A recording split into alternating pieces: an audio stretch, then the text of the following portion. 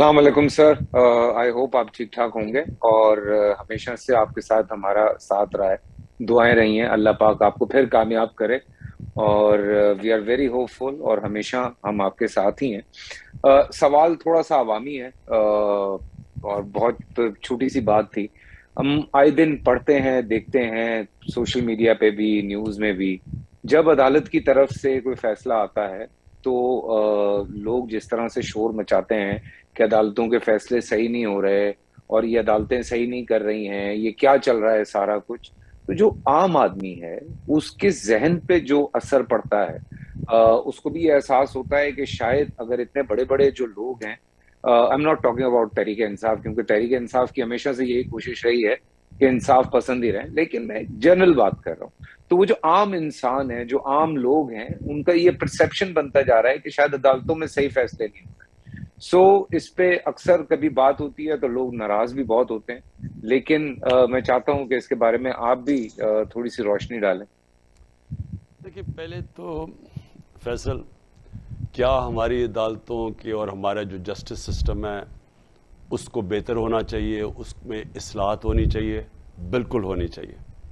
देखिए, कोई भी जो महज़ब माशरा है ना, जब तक आपके माशरे के अंदर आपकी क्वालिटी की जुडिशरी नहीं होगी, वहाँ इन्वेस्टमेंट भी नहीं आती। देखिए, जो इन्वेस्टर आता है ना, और ख़ास तौर पे जो सबसे बड़ा पाकिस्तान में जो इस मुल्क को उठा सकता है वो है ओवरसीज़ पाकिस्तानी। मैं ओवरसीज़ पाकिस्तानी को अच्छी तरह जानता हूँ। कभी उनसे पूछें कि वो क्यों नहीं पाकिस्तान में पैसा इन्वेस्ट करते। वो दुबई में कर देते हैं, कहीं मलेशिया में कर देते हैं, कहीं बांग्लादेश में भी चले गए, पाकिस्तान में क्यों नहीं करते। वो सबसे बड़ी एक चीज़ आपको बताएंगे कि उनको कॉन्ट्रैक्ट एनफोर्समेंट के ऊपर एतमाद ही नहीं है कि अगर उनका कॉन्ट्रैक्ट हो और वो कोई रिनेग कर जाए तो उनका पैसा डूब जाएगा। तो उनको ये जो हमारा जस्टिस सिस्टम है, इसकी इम्प्रूवमेंट हमें चाहिए अगर हमने मुल्क को उठाना है। और ये कहीं भी आप चले जाएं, रूल ऑफ लॉ जितना ज़्यादा होगा उतनी ज़्यादा इन्वेस्टमेंट आएगी उस मुल्क में। ये दुनिया उठा के देख लें कि आपके मुल्क में रिसोर्सेज होंगे भी नहीं ज़्यादा, असासे भी नहीं ज़्यादा होंगे मुल्क के अंदर, लेकिन खुशहाल होगा मुल्क, क्योंकि उनका जस्टिस सिस्टम काम कर रहा है। एक बड़ी अच्छी सेइंग है विंस्टन चर्चिल की कि जब वो पूरा हमला हो रहा था, हिटलर की फौजों का, यूरोप फतह कर लिया था, जब बरतानिया को खौफ आ गया था कि क्या हम बचेंगे भी या नहीं, बमबारी हो रही थी, तो लोगों ने जब चर्चिल से पूछा कि क्या हम बच जाएंगे, तो उसने जवाब दिया, क्या हमारी अदालतें इंसाफ दे रही हैं।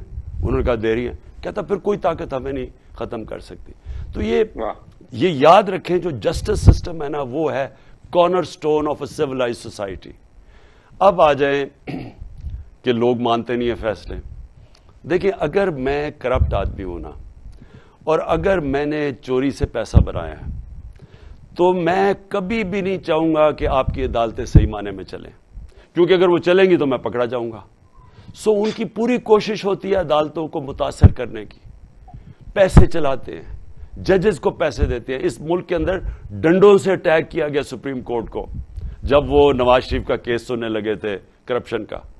फिर एक चीफ जस्टिस को भगाया और फिर पैसे चलाए, ब्रीफ केस चलवाए उस चीफ जस्टिस को हटाने के लिए।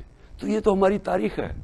करप्ट लोग कभी भी एक मुल्क के अंदर अच्छा इंसाफ का निजाम नहीं आने देंगे, बिकॉज बाय डेफिनेशन अगर आपके मुल्क में इंसाफ है तो करप्शन नहीं है। अच्छा, और दूसरी चीज क्या है कि वो फिर जब उनके खिलाफ कोई फैसला आता है, और बड़ी कम यहां ताकतवर के खिलाफ फैसला आया है, तो वो फिर पूरी कोशिश करते हैं अदालतों को डिस्क्रेडिट करने के लिए।